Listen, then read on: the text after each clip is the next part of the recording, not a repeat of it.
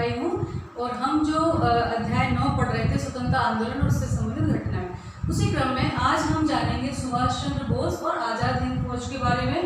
सुभाष चंद्र बोस जो थे वो एक क्रांतिकारी नेता थे और महात्मा गांधी ने जब असहयोग आंदोलन बंद कर दिया तो उससे वो भी कहीं ना कहीं परेशान हुए, निराश हुए और वो चित्तरंजन दास के जो विचार थे उससे सहमत हुए और उन्होंने चित्तरंजन दास ने जो स्वराज दल का निर्माण किया था उसमें वो शामिल हुए। वो जवाहरलाल नेहरू के पूर्ण स्वराज से पूर्ण तरह सहमत थे और उसके समर्थक थे। 1937 से लेकर 38 में कांग्रेस के ये अध्यक्ष बने। फिर दोबारा से ये 1939 में जब अध्यक्ष बने कांग्रेस के तो गांधी जी और सुभाष चंद्र में मतभेद हो गया और उन्होंने अपने अध्यक्ष पद से त्याग पत्र दे दिया। उसी समय उन्होंने 1939 में फॉरवर्ड ब्लॉक की स्थापना की थी और 1941 में ब्रिटिश पुलिस को चकमा देकर देश से बाहर निकले और पेशावर, मास्को, बर्लिन होते हुए जापान पहुंचे। दक्षिण पूर्वी एशिया में वो अपनी योजना को कार्यरूप देना चाहते थे और इसके लिए उन्होंने आज़ाद हिंद फौज के प्रधान बन गए। आज़ाद हिंद फौज पहले ही अपनी योजना को कार्यरूप मूर्त रूप देना चाहते थे और जब ये जापान पहुंचे तो चूंकि जापान ब्रिटेन के अगेंस्ट में लड़ रहा था तो उनको उम्मीद थी कि जापान सरकार हमारी बात सुनेगी और भारत को स्वतंत्र कराने में सहयोग करेगी। इसीलिए इन्होंने ये आज़ाद हिंद फौज के प्रधान बने और 1943 में इन्होंने सिंगापुर में स्वतंत्र भारत की अस्थायी सरकार बनाई और वहाँ से ये प्रतीक रूप में शासन किया कि भाई भारत सरकार जो है स्वतंत्र होगी तो ऐसे हमारा देश चलेगा, ऐसे हम सरकार। तो ये काफ़ी कुछ जो है सफल हुए थे अपने कार्य रूप में और इसी क्रम में इन्होंने बर्मा और के रास्ते जो है आक्रमण भी किया था, है ना। तो इन्होंने कहा था 1943 में जब ये सरकार बनाई थी अस्थायी तो इन्होंने प्रण लिया था कि अपने शरीर की आखिरी खून की बूंद भी ये समर्पित कर देंगे देश की आज़ादी के लिए। और इन्होंने एक नारा भी दिया था, तुम मुझे खून दो मैं तुम्हें आज़ादी दूंगा, है ना। ये नारा भी इनका ही था, तुम मुझे खून दो मैं तुम्हें आज़ादी दूंगा। ये नारा सुभाष चंद्र बोस का ही था, है ना। तुम मुझे खून दो मैं तुम्हें आज़ादी दूंगा, मैं तुम्हें आज़ादी दूंगा। ये नारा सुभाष चंद्र बोस का ही था, ठीक है। और 1944 में 1944 में इन्होंने आज़ाद हिंद फौज ने अंग्रेजी राज्य पर अंग्रेजों पर आक्रमण किया, है ना, भारत बर्मा सीमा पर। 1944 में भारत बर्मा सीमा पर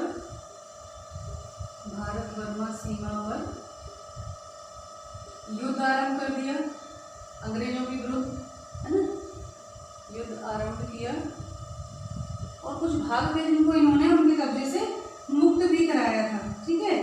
और रामू, कोहिमा, पलेम, तिरदिम आदि क्षेत्रों को इन्होंने स्वतंत्र कराया, कोहिमा, है ना, और तिरदिम, इन क्षेत्रों को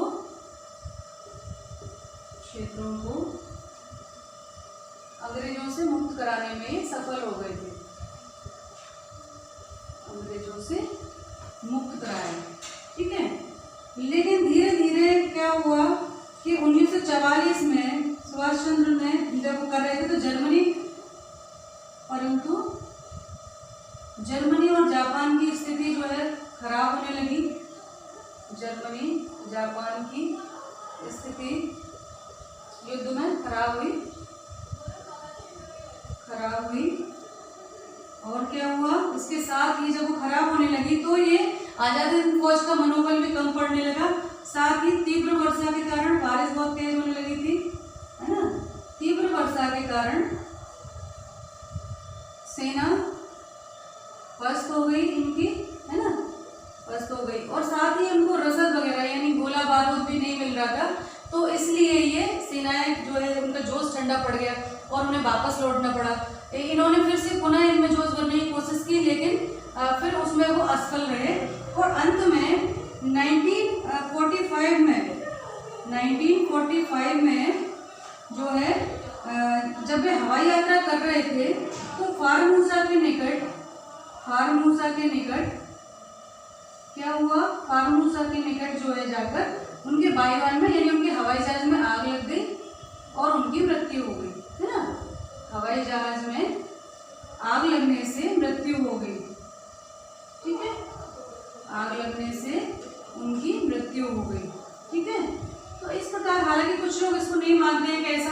होगा, लेकिन ये फिर भी आजाद हिंद फौज ने जो है काफी कुछ योगदान दिया था भारतीय स्वतंत्रता संग्राम में, उनका एक अलग वर्चस्व था।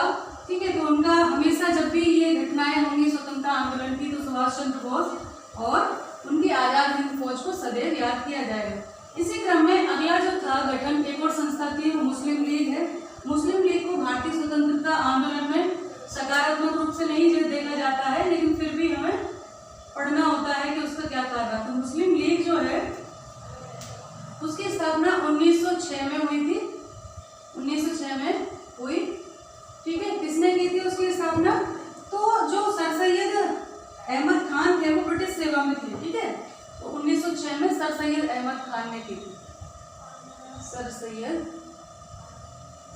अहमद खान। ठीक है, अहमद खान ने की। और इसी क्रम में इन्होंने काफी दिनों से 1987 में जब कांग्रेस का अधिवेशन हुआ था, उसके अगेंस्ट में उन्होंने एक पैट्रियाटिक जो है मिशन चलाया था। ठीक है, और वो चाहते थे कि जो मुसलमान लोग हैं वो कांग्रेस में शामिल ना हो, और उन्होंने एक तुष्टीकरण की नीति, उन्होंने अंग्रेजों को ये भरोसा दिलाया कि मुसलमान जो है वो राज्य सरकार के खिलाफ नहीं है। और उसी क्रम में उन्होंने मोहम्मडन एंग्लो ओरिएंटल कॉलेज की स्थापना भी की थी, है ना। और क्या किया उन्होंने? 1869 में इंग्लैंड गए, वहाँ की संस्कृति से ये प्रभावित हुए, और 1877 में 1877 में मोहम्मडन, है ना, मोहम्मडन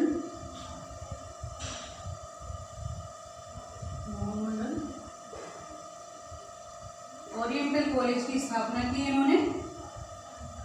एंग्लो ओरिएंटल, है ना, एंग्लो यानी अंग्रेजों का, एंग्लो और ओरिएंटल, एंग्लो ओरिएंटल कॉलेज की स्थापना की।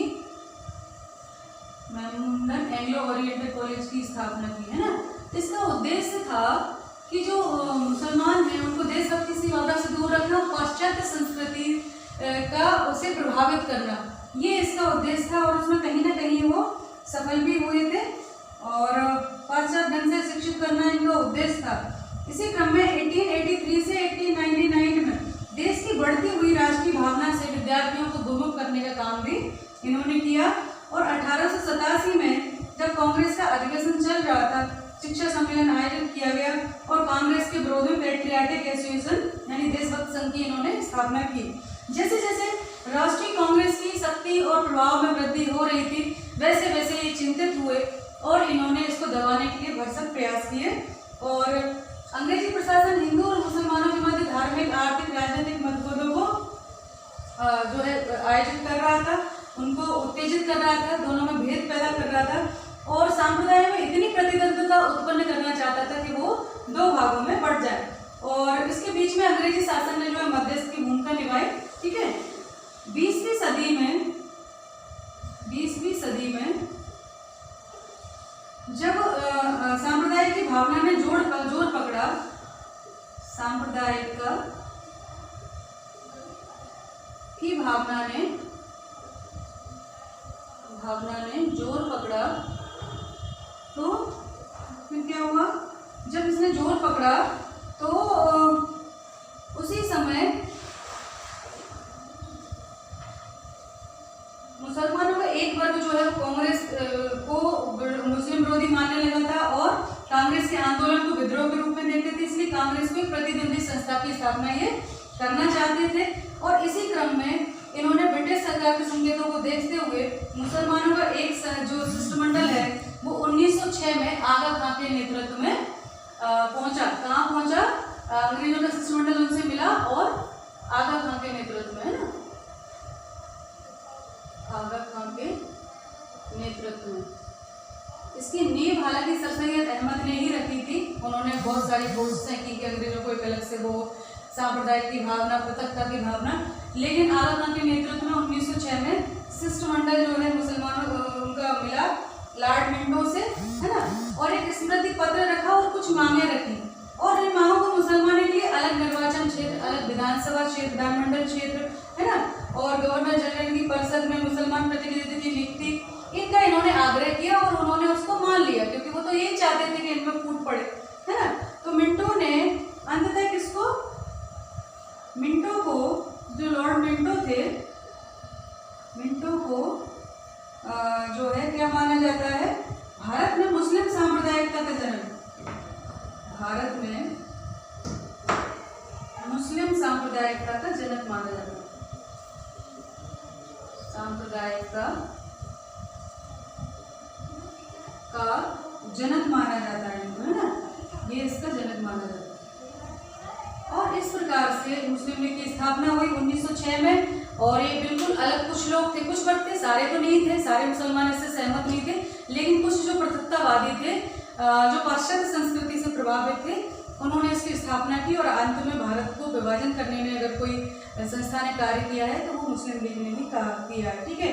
मुस्लिम लीग के जो 30 दिसंबर 1906 को इसकी स्थापना हुई थी, ठीक है, 30 दिसंबर 1906 को इसकी स्थापना हुई। और इसके उद्देश्य थे कुछ, वो थे मुसलमानों में ब्रिटिश राज्य के प्रति भक्ति की भावना पैदा करना और ब्रिटिश शासन के समक्ष मुसलमानों के राजनीतिक अधिकारों और हितों की रक्षा करना।